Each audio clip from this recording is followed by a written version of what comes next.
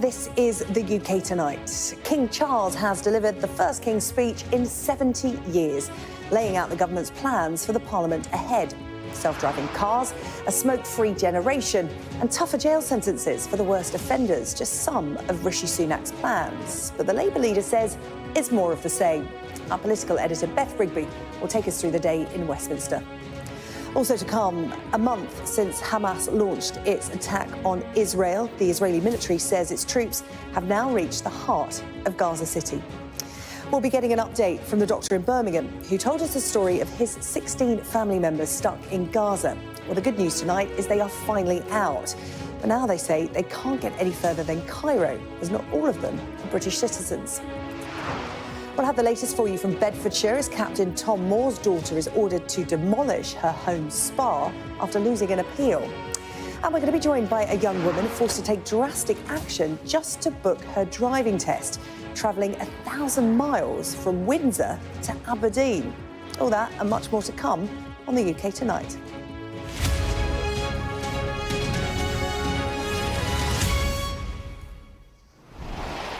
Well, we start the programme tonight with some breaking news from Leeds. West Yorkshire Police are saying that a 15-year-old boy has died after being stabbed near a school in Leeds. West Yorkshire Police have just put out an appeal. They're saying they're launching a murder investigation tonight after the teenage boy died following a stabbing. Officers were called to the Town Street area of Horsforth this afternoon after a report that a teenager had been assaulted and seriously injured. Emergency services attended and a 15-year-old boy was taken to hospital in a critical condition. It was later confirmed that he had died. Well, police cordons are in place in the area while forensic examinations take place.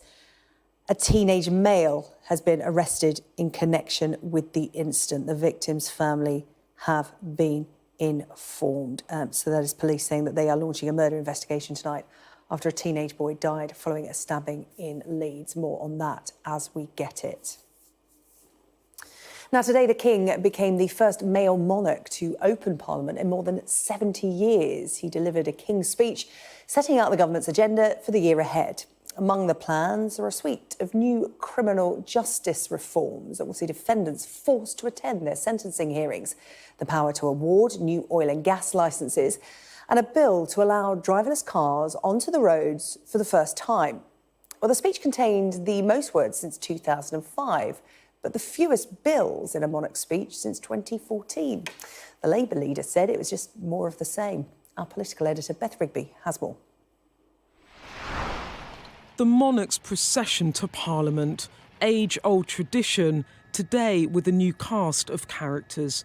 The first King's speech in more than 7 decades. But even as the monarch changed, centuries of ceremonial conventions still the same. Black rod banging on the door of the Commons, reminding us of Parliament's independence from the new king. This an important milestone for the nation and for these men too. Rishi Sunak trying to put a constitutional stamp on yet another political reset in what could be his first and last King's speech. It began with a nod to the past. It is mindful of a legacy of service and devotion to this country set by my beloved mother, the late Queen, that I deliver this, the first King's speech, in over 70 years. The King's voice, but this Rishi Sunak's slogan. My government's priority is to make the difficult but necessary long-term decisions to change this country for the better. The rhetoric all about the long term, but in reality, this PM looking at the here and now. This bill will support the future licensing of new oil and gas fields, helping the country to transition to net zero by 2050 without adding undue burdens on households. Legislating for more drilling in the North Sea, even as Labour rule it out. This a clear dividing line the Conservatives will look to mine in the run-up to a general election. On law and order too, the PM trying to be tough on crime and set the ground for attacking Sir Keir Starmer's record in his legal life before politics. A bill will be brought forward to ensure tougher sentences for the most serious offenders and increase the confidence of victims. Mr Sunak trying to signal his priorities to the public, but there was legacy-focused legislation too, pushing through his pet project on stopping smoking. My government will introduce legislation to create a smoke-free generation by restricting the sale of tobacco so that children currently aged 14 or younger can never be sold cigarettes. My government will, in all respects, seek to make long-term decisions in the interests of future generations. Rishi Sunak likes to talk about long-term decisions, but the truth is that an election is perhaps a year away and he, for now, looks set to lose. So forget the rhetoric about difficult decisions for the long term of the country. The reality is that this Prime Minister is trying to frame the election and show you, the voter, clear differences between him and Keir Starmer in a bid to shift the dial. In the Commons, Sir Keir Starmer cleared this King's speech won't cut it. We needed a King's speech that would draw a line under 13 years of Tory decline, a King's speech for national renewal and a serious plan for growth. But instead, we have a party so devoid of leadership, it is happy to follow a Home Secretary who describes homelessness as a lifestyle choice. Sitting side by side, but Keir Starmer exploiting Tory splits after the Home Secretary attempted to brief legislation around rough sleeping into the speech. And so many bits of legislation missing: conversion therapy, A-level reform, mental health, because his backbenchers have boxed him in. A momentous day done. The first King's speech in 73 years delivered, election dividing lines defined, and soon it will be for the voters to decide. Beth Rigby, Sky News, Westminster. Well, after leaving Parliament, the King and Queen were greeted by a crowd of anti-monarchy protesters on Whitehall. This is as they travelled in the Diamond Jubilee State Coach.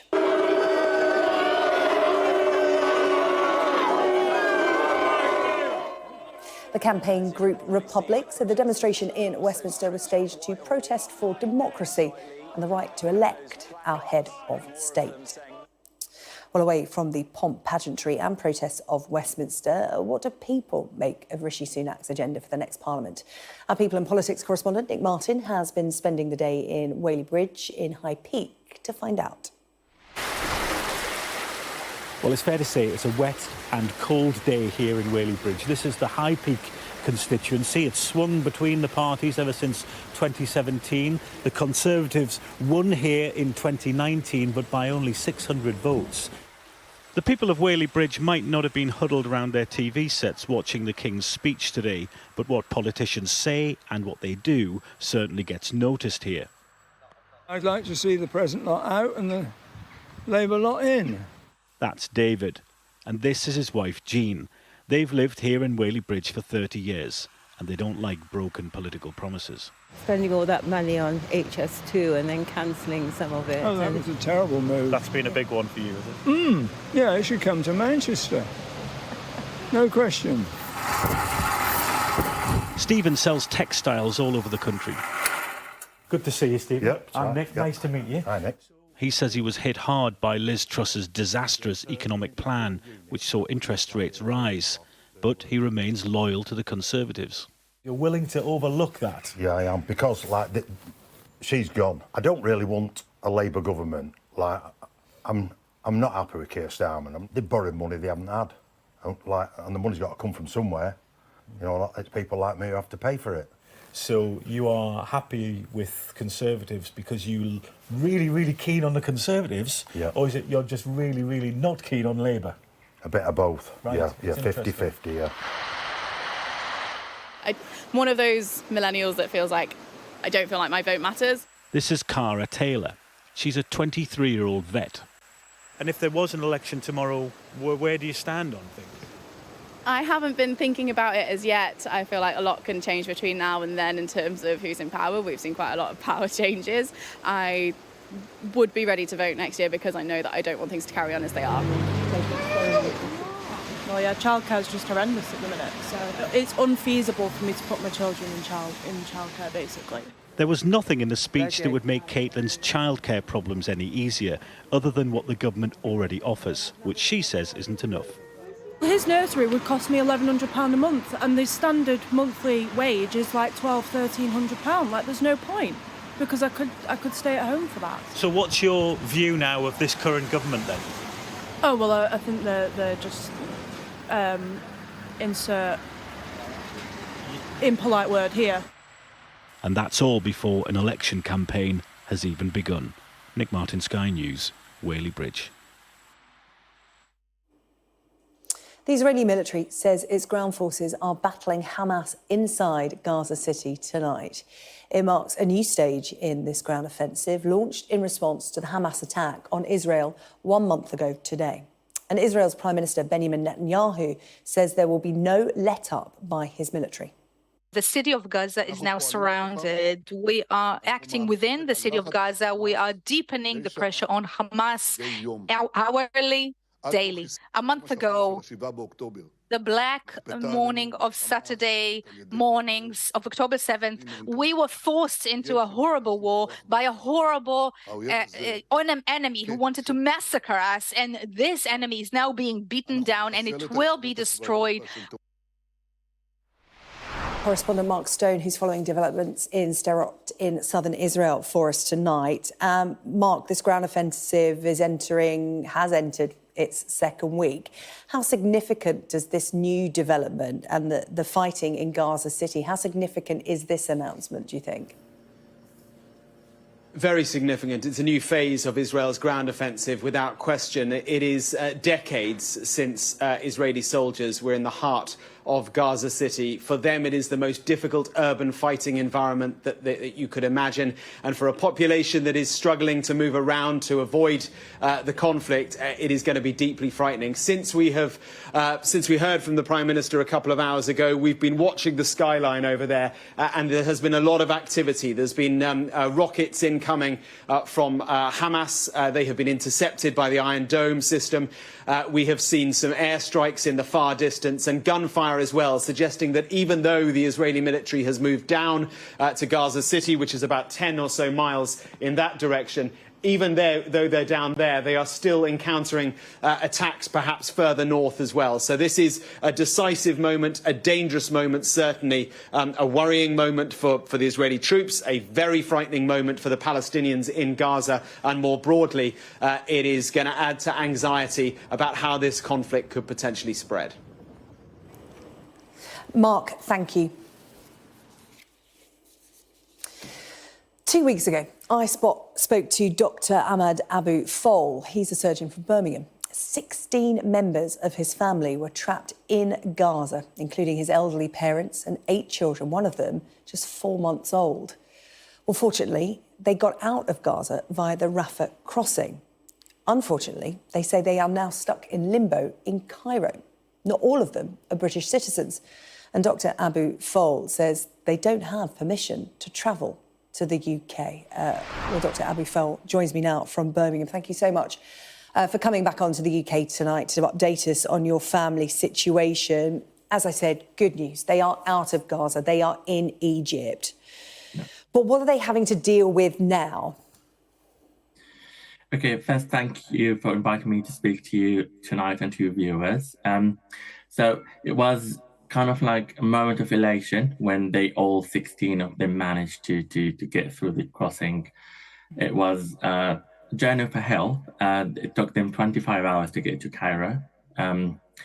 But they managed to do it. They are now in a safe place in Cairo. But there are lots of challenges still there. The Egyptian authorities didn't give them much time to stay in Egypt. They gave them 72 hours for British passport holders and 4 weeks for Palestinian passport holders of my family. The majority of my family are British passport holders, but my sister-in-laws and my brother-in-law and their kids, so 5 members out of 16, they're Palestinian passport holders. And then we were asked if we are willing to split families, and for the British passport holders, including all the kids, all my nephews, to travel to the UK, and then their fathers to try to bring them via the family reunion kind of like route, which normally takes 3 to 6 months. And that's something that we definitely said that we cannot do, because we cannot really split families at this moment of time. No, it's understandable. Your 16 family members have been through so much. They've made it this far. Of course, they want to stay together. They're not going to leave children and each other behind. There are visa application centres open and operating in Egypt, in both Cairo and Alexandria. This is UK application centres. So presumably your family are going through that process. What more do you want the UK government to be doing? What more do you want the Egyptian government to be doing? Because, as you said, they've only allowed British citizens up to 72 hours in the country. What happens after that? Have they been told? There would be overstayers, and that's an illegal kind of like situation, that they are overstaying beyond their visa. So they probably need to pay a fine when they get out, or maybe some future consequences. It would be like a black mark on their record. I mean, that's the least of our worries now. I mean, we're trying to work hard with the Home Office to try to find a way for the Palestinian part of my family, specifically my sister-in-laws and my brother-in-law and their kids, to just... Sorry to interrupt, but I know we've just got a finite amount of time to speak about this. When you say, you know, you're talking to the Home Office, how are you actually speaking to a person? I'm trying to understand the process that you're going through, because obviously, you know, there's a visa application centre. You know, we know sometimes how these works. Families are asked to present documents they just don't have because, you know, they've come out of Gaza, they've grabbed everything that they can, and it's often not bank statements or ID or whatever. What kind of one-on-one help are your family getting to make sure the 16 can stay together? We did meet actually border control officers and immigration officers coming from the UK and from the regional centre in Dubai, in Cairo. And for the first time when they met them 3 days ago, it was just very clear that we cannot help you. You have to travel to the UK alone, and then you have to get your spouses via family kind of reunion pathway, which takes months. And then today there might be some change. They told them they might try to do, you know, something that we can get you a visa from here, but we didn't have any more information. I'm definitely trying to help from here, trying to reach the Home Office through my MP, and we're trying to work hard to get to a mechanism when my family all come. You're working with your local MP, who is Labour's Jess Phillips. Let's be clear about what you want from the UK government. We saw it happen with those fleeing Afghanistan and those fleeing Ukraine, and that was a policy offering refuge to people in the UK. Is that what you want for your family, for those who are not fully British citizens? We would be very happy if we get just visitor visas here, because we will be able to financially maintain them. We're not really asking for any public funds or anything like that. We're happy with a visitor visa, or even better, if we manage to get a spouse visa application starting, but beyond the rules, so we can get everything later. I mean, with subsequent visas, we're happy to go either way. And if they manage to give us emergency visas, that would be the best. But we were told that our situation is different than other situations, other UK evacuation schemes, recent ones like Sudan or Ukraine or Afghanistan. We don't really understand how different and why we're different than these schemes. Yeah. OK, well, Dr. Ahmed Abu Fol, we really appreciate you coming on to the UK Tonight to update us on your family situation. We will keep in touch with you. I know it's difficult for you personally. You're not actually working at the moment. It's a full-time job trying to help your family who are stuck in Cairo. We'll speak again soon. We have had a statement from the government, this is from a spokesperson, which says the safety of British nationals remains a top priority. We are working at pace to support British families who have crossed the border into Egypt, making sure any dependents who need a visa can apply for one, and that appropriate checks are carried out in a timely manner. That is a statement from the government tonight on the situation of British nationals and their dependents in Egypt. Now, today, the COVID inquiry heard from Boris Johnson's former chief of staff, who said that he heard firsthand the former Prime Minister say that he'd rather let the bodies pile high than impose another COVID lockdown. Well, this was something repeatedly denied by Mr Johnson and Downing Street.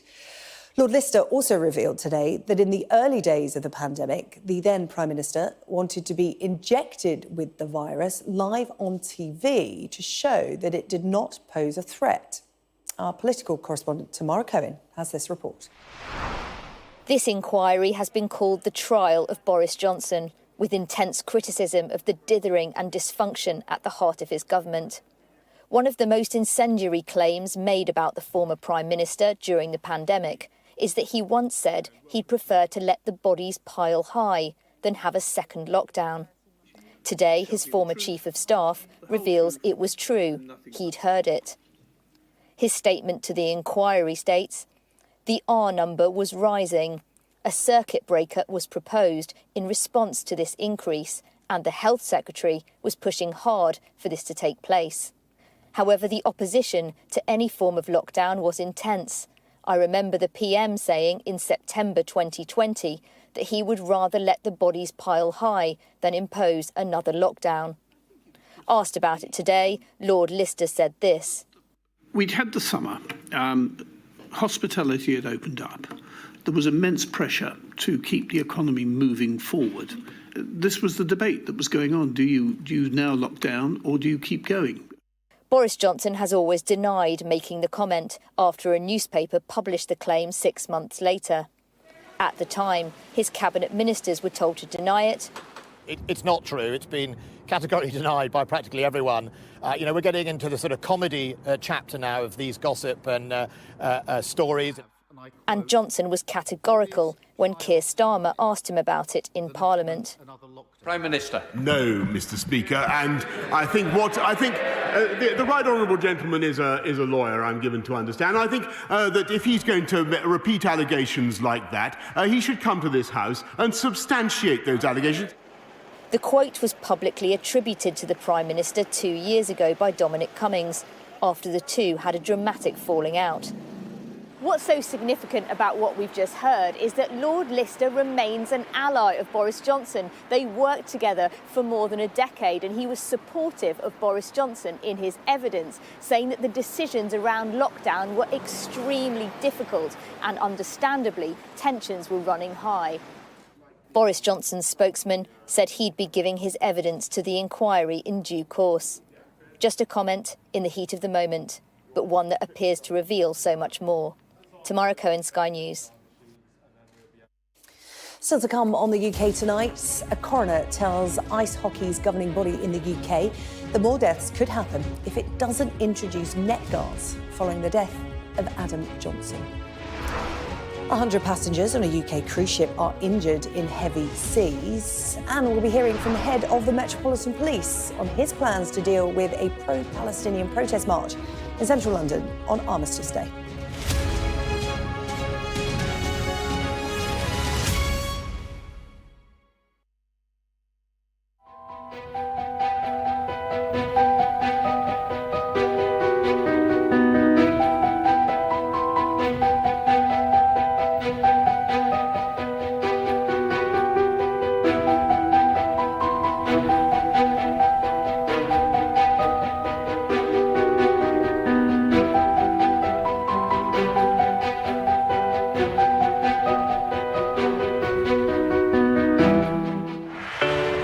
Big stories don't always come from big cities.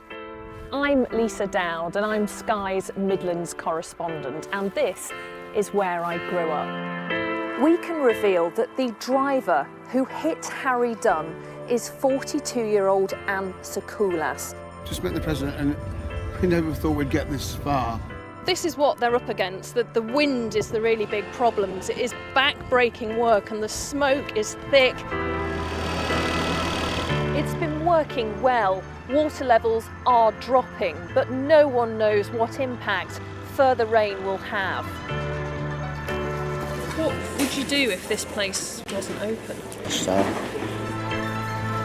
We take you to the heart of the stories that shape our world. It's really scary. We're terrified. In this community, I'm told that everybody knows someone affected by COVID. Hopefully this will be the last wave. I never knew they would make it. It's amazing.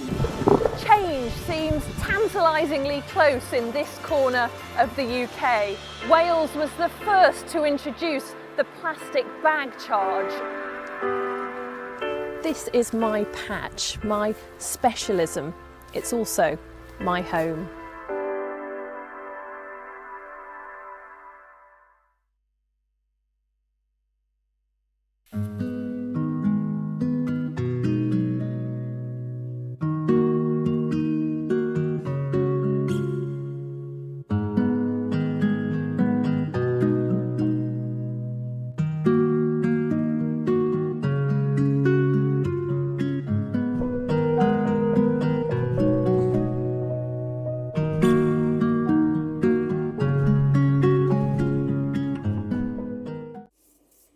Hello, welcome back. You're watching the UK Tonight. Let's take a look at some of the other stories making news in the UK tonight now. And the coroner investigating the death of ice hockey player Adam Johnson says more players could be killed in future if neck guards are not worn. Nottingham Panthers player was fatally injured when he was struck in the neck by a skate last month. The coroner has written a prevention of future deaths report, asking the sports governing body in the UK to explain what actions it will take following his death. Issuing one of these reports so early in an investigation is highly unusual, with a report normally produced following the inquest's conclusion. A cruise ship has returned to the UK after around 100 passengers were injured when it got caught up in a storm. The Spirit of Discovery was nearing the end of a 2-week trip to the Canary Islands when it was hit by severe weather in the Bay of Biscay on Saturday. Dozens of people were hurt when a safety system kicked in, causing the vessel to veer suddenly to the left and bringing it to an abrupt halt. The vessel's operator, Saga Cruises, said most of those hurt had minor injuries, but 5 people needed treatment for more serious injuries. Struggling homeowners in Wales could soon get an interest-free loan to help pay their mortgage for up to 5 years. The Welsh Government is spending £40 million on this scheme, aimed to help avoid homelessness amid soaring interest rates. Well, the loans are repayment-free for 5 years, but then they have to be repaid within 15 years. The daughter of Captain Sir Tom Moore has been ordered to demolish a spa pool block built at her home. Hannah Ingram Moore and her husband had claimed that the building could be used for coffee mornings and twice-weekly spa rehabilitation sessions for the elderly. But an inspector said there was no evidence of how that would work in practice. Becky Cotterill has this report. It's an image that's now iconic. Captain Sir Tom Moore walking 100 laps of his garden, raising millions for charity. By his side was his family, including his daughter Hannah Ingram Moore. But since her father's death, she's come under scrutiny. Why did you decide to go ahead with the pool, the spa pool, despite not having any planning permission? There's an ongoing inquiry into the charity she set up in Sir Tom's name. And the latest controversy is this: an unauthorised spa in her back garden. Planning bosses have said it must be demolished, and an appeal by the Ingram Moores has now been rejected. Neighbour Jill Bosdowan used to see this line of trees at the end of her garden. Now, this is her view. Jill's elderly mother lives with her and was devastated when the annex was built. She's 99, so she'll sit in our family room looking out. Now she's just got this brick wall. I mean, she used to sit out there and cry. So this morning, when I said to her, it's got to be taken down, yeah, she was crying with tears of joy. The family have said the facilities could be used for rehabilitation sessions for older people, but this suggestion was rejected without detailed evidence of how that would actually work. The Ingram Moores have been told the building must be demolished within 3 months. They could now go to the High Court to appeal that decision. Janice Green is a local parish councillor who wants the annex gone. She thinks all of this has tainted Sir Tom's legacy. Personally, I think he's turning in his grave. Why do you say that? Because it's not what he wanted. The Thomas More Foundation was set up as a charity to do good for the NHS causes. Not the NHS itself, but for the other causes. A story about an inspiring and dedicated veteran that captivated so many has been overshadowed. Something Captain Sir Tom would surely never have dreamt of. Becky Cottrell, Sky News, Bedfordshire. Police are guarding Rochdale's War Memorial tonight. This is after Free Palestine was spray painted onto the monument. It comes as the head of the Metropolitan Police says banning a pro-Palestinian march in central London on Armistice Day is an option of last resort, which has not yet been reached. The Prime Minister and the Home Secretary have both condemned the march to take place on Saturday, but Sir Mark Rowley says that unless intelligence emerges to suggest that there are plans to disrupt Armistice Day events, the police won't seek an order to prevent the march. The remembrance events will not be disturbed. Whatever protests and other events go on, we will do our utmost to protect those because they are so critical. People shouldn't be in fear that those are going to be compromised. We will do everything possible to make sure they're not. If over the next few days the intelligence evolves further and we get to such a high threshold, and it's only been done once in a decade, where we need to say to the Home Secretary we think it's got to the stage we need to ban the march element, then of course we will do. But that's the last resort that we haven't reached yet. Oh, well, let's get the latest. Our correspondent Ashna Hernag is here in the studio with me. Ashna, let's first by talking about what's happening in Rochdale tonight. What's the update? Well, we know that officers are guarding the Rochdale Cenotaph over there after two incidents that happened earlier in the week. The first on Monday involving an incident involving poppies being taken from the cenotaph. Two teenagers have been charged with intentionally or recklessly causing a public nuisance.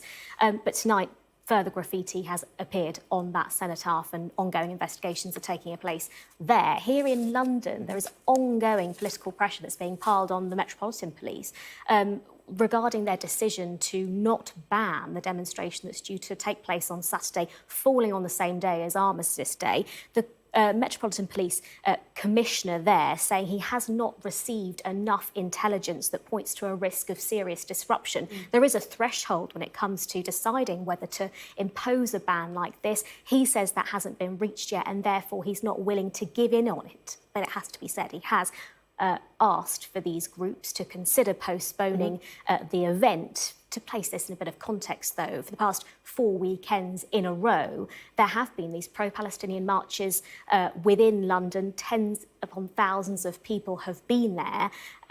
They say it's going to be taking place 2 hours away from the cenotaph and they're not going to be causing any disruption. But this really is the eye of the political storm for them at the moment. OK, Ashna, thank you. Ashna Hernag there with the details on that story. Thank you. As to come on the UK tonight, I'm going to speak to the learner driver from Windsor who went all the way to Aberdeen to take her test. Find out why.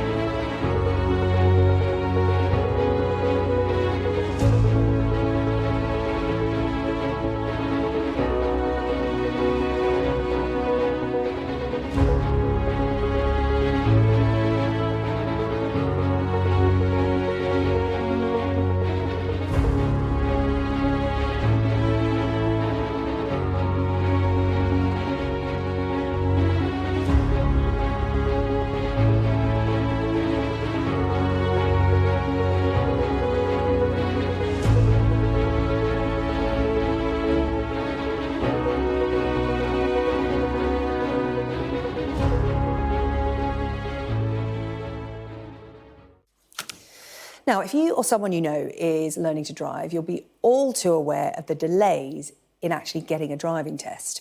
As of last month, the national average waiting time was almost 19 weeks. But at 42% of all test centres in the UK, the wait is almost 6 months. 1 million tests were lost because of the COVID pandemic, and demand is still far outstripping availability. It means that drivers are taking desperate measures to get on the road, and that includes 22-year-old student Emily Doyle. She is from Windsor, but she had to go all the way to Aberdeen. That's a 1,000-mile round trip to take her driving test. And Emily joins us now in the studio, and drum roll, you passed. Yes. Talk about jeopardy going all that way, and you passed first time. So first of all, Emily, congratulations. Thank you. But talk to me about how you found yourself in that situation in the first place. So, as many people know, there is a very long waiting list just to get tests at the moment. And I was logging on every day pretty much trying to find a test, and I just couldn't find one at all. So my mum came up with a brilliant idea just to do it where she's from, Aberdeen, originally. So we looked there and there was way more available up there. So I thought, why not go see some family, go and do it up there, and yeah, it paid off. How much pressure did you feel? Because, you know, we're talking about average waiting times being 6 months. In your area, you were hearing from your friends who are in similar situations that it could be almost a year. How much pressure did you feel going all the way to Scotland, making that trip? I feel like there definitely was an added pressure, but it definitely paid off. Yeah, average waiting time's 19 weeks, beg your pardon, just as I'm looking at the stats there. And what about getting driving lessons? Because we hear anecdotally that that is a problem as well for young people. It's partially attributed to the COVID pandemic, but there's a real demand for driving lessons. Yeah, I've heard that as well, but my dad taught me how to drive, and then I just had a few lessons with instructors, which towards the test date. Yeah, to make sure that you didn't pick up any bad habits from your dad. Sorry to your dad if you're watching. Obviously you didn't, because you passed first time. But explain to me why it was so important for you to get on the road, because we keep hearing about so many young people who are starting out and so many jobs now involve driving. Why was it you needed to get that test passed? Yeah, it's definitely a very good life skill to have. But for me, it was just travelling, because where I am training for a dance conservatoire at the moment, it's an hour quicker to drive to get there than get the train. So for me, it was a big deal for me. A lot of people are saying it is the commute and sort of not being able to rely on public transport, particularly with a lot of strike action on rail at the moment. And in terms of your friends, what are they saying about their experiences as well? Because, you know, I remember when, well, it's a long time ago when I passed my driving test, and I have to say, well done to you, because it took me 5 goes to pass my driving test. So add up how many weeks that would have taken me to pass mine. But what are your friends saying about their experiences in trying to learn to drive and pass their test? Yeah, a lot of them are finding it quite stressful just to get a test in the first place. And as well, the added pressure of your theory only being valid for 2 years. Yes, so there's the added thing of trying to get a test and trying to pass within that time space as well. Yeah, and it's not cheap either, is it? It's £62 for the test, £23 for the theory, and you have to spend £150 on fuel to get to and from Aberdeen. Well done, and you drove yourself here tonight as well. I love that, keeping in with the theme of the story. Emily, stay with me, because we're talking about this because it's a national issue, of course. We're going to bring in Seb Goldlin now, Chief Executive of Red Driving Training. He's in Harrogate for us tonight. So, Seb, give us an idea of the bigger picture. Why is it so many people are struggling to get a driving test near where they live at the moment? Good evening, and thanks for having me on. Yeah, I mean, learning to drive was one of the industries that got completely closed down in COVID. So there are a lot of people remaining who are still trying to get through the process. It's a longish process. You know, you've got to have lessons. You've got to. Sorry, I've got someone accompanying me in here. You've got to have lessons as well as a theory test and cram all these things in. Also, there are a number of factors around the DVSA and their ability to recruit driving examiners as well, which and you know, they just haven't really been able to keep up with the pace of demand since everyone got back into the world of wanting to learn to drive. And as Emily was saying, learning to drive is a life skill. It's not just a rite of passage, but it's an enabler for many jobs and careers as well. Yeah, we've got a statement from the DVSA. They released this a short time ago on driving test times. It says, in the last few weeks, we've asked all eligible managers and administrative staff back on the front line to carry out driving tests full-time. They'll do this until the end of March 2024, and it will create around 150,000 extra driving tests, helping to reduce driving test waiting times. Yeah. There is a bit of a black market going on in driving tests as well. We understand that there are people taking advantage of this system. Could you give us an insight into that and what's going on there? Yeah, as you say, some bots and apps have built up over time where they automatically grab tests as they become available on a Monday morning and then resell them at a profit. So, the DVSA are doing their best to sort of, close this down as soon as these do turn up, but then another one just pops up in its place. Our advice is to engage with a professional driving instructor. Emily, very lucky that she had a dad who's willing to teach her, and up until the last few lessons, so congratulations there. But by working with a large driver training business, your driving instructor can help you to get booked in, and also, most importantly, get booked in for your test when you're actually ready. Since COVID, the pass rate has fallen a good chunk as well, which has meant people are, out of desperation, turning up for tests just because they happen to have a test and they may not be test ready for it. So the propensity to fail increases too. So that further exacerbates the problem because it blocks tests for other people as well. And from our side, so we're the largest trainer of driving instructors in the UK, and our driving instructors also need tests from the same pool of examiners as those who are learning to drive. And a number of our driving instructors are also struggling to get tests within a very tight sort of time frame and window when they need it too. Well, Seb, it is a right mess, isn't it? And it is having a knock-on effect, but we're highlighting it on the show tonight. Seb, thank you so much for talking to us. That's Seb Golding, their Chief Executive of Red Driving Training. And Emily, thank you for coming in to talk to us as well. And well done to your dad. I guarantee I'm going to get a phone call from mine after the show tonight, because our driving lessons when I was learning to drive did not go that well. So I had to seek help from a professional. My fault rather than my dad's. Emily, thank you. And good luck. Now, almost 300,000 women are going to be offered a drug to reduce their risk of developing breast cancer. The drug is called anastrozole, and it's going to be offered to postmenopausal women in England who are deemed to have a moderate or high risk of breast cancer. Our health correspondent, Ashish Joshi, has more. I was diagnosed in November of 2019 with stage 3 ovarian peritoneal cancer. Trish and her 3 sisters have always known they were more likely to get cancer. Her younger sister, Noreen, died from breast cancer at just 38. They all carry the mutated BRCA2 gene, which increases their chances of getting the deadly disease. But now, a breast cancer prevention drug could change the lives of people like them.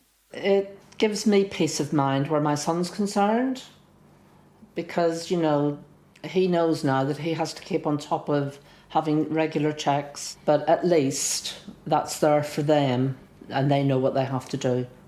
It's hoped anastrozole, which had previously been used as a treatment, could prevent up to 2,000 cases of breast cancer each year, with almost 300,000 women with a moderate or high risk potentially eligible for the drug.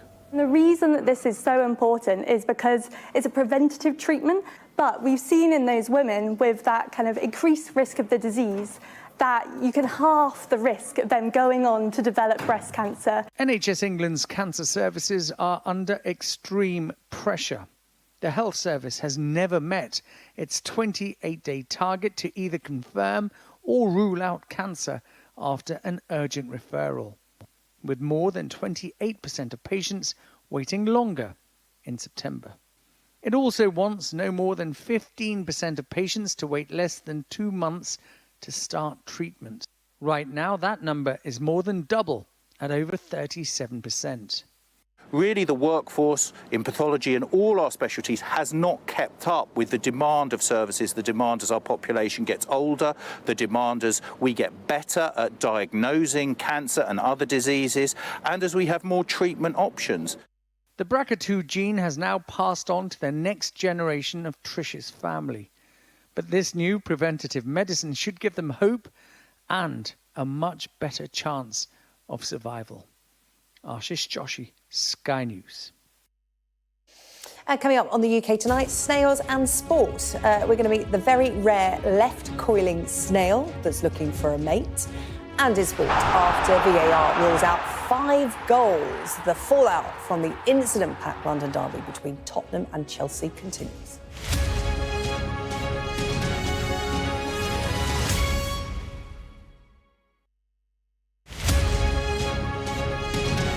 I mean, I was suffering for 4 years with seemingly unrelated symptoms of perimenopause, so brain fog, itchy skin, exhaustion, heart palpitations.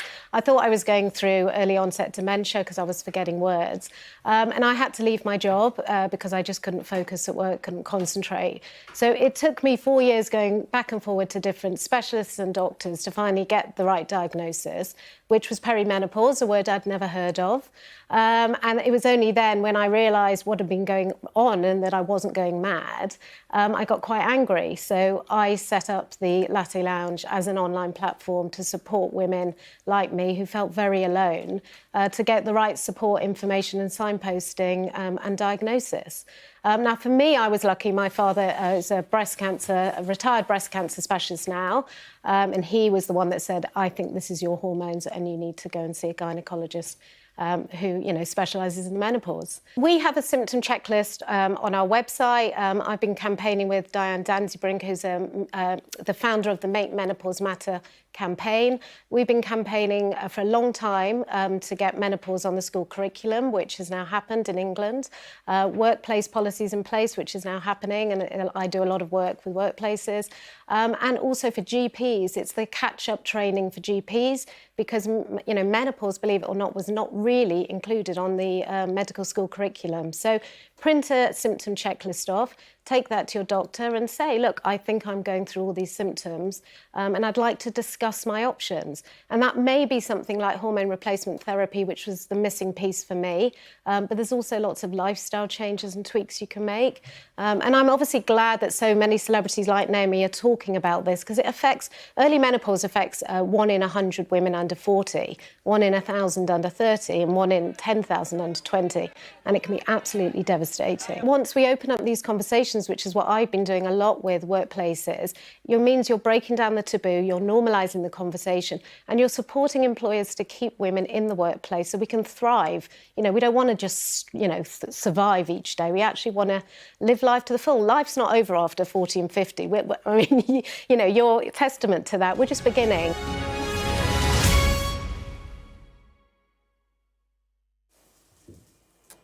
Still to come, we're going to be talking about snails. Stay with us, I promise you it's good. But first, Teddy is here. Actually, how a snail is going to follow this, because we are still talking about that London derby last night. Chaotic, I think, might be an understatement. But the focus today is on referees, and there are 2 schools of thought today, aren't there? Very 2 schools of thought from North London. So last night was Tottenham Hotspur against Chelsea in a game North against West London. 5 goals in it, Chelsea ultimately winning 4-1, a lot of goals on the counter-attack, but Tottenham had 2 players sent off, also had 5 goals disallowed across the match for the players. Christian Romero here, one of the sendings off for Tottenham. Adoghi was the other player to go, and that really switched the game around. All Tottenham were very gung-ho. But after all this, Ange Postecoglou was even booked last night for going outside of his technical area. The Tottenham Hotspur manager has come out very magnanimously today and said, actually, we need to respect the officials, respect VAR. They got the decisions right last night, in Postecoglou's words. Whereas Mikel Arteta, the Arsenal manager, after their loss to Newcastle at the weekend, called VAR an embarrassment and a disgrace to the process. And he's actually doubled down on that and said he will continue to be loud on the topic. So that's an interesting aside. He'd want to be a referee, eh? Oh, God. Very tough, isn't it? Yeah, really tough job, really tough job. Meanwhile, a busy night with VAR involved already in the Champions League tonight. This Sky News Sports Bulletin is brought to you by Vitality. Getting more people more active. Live life with Vitality.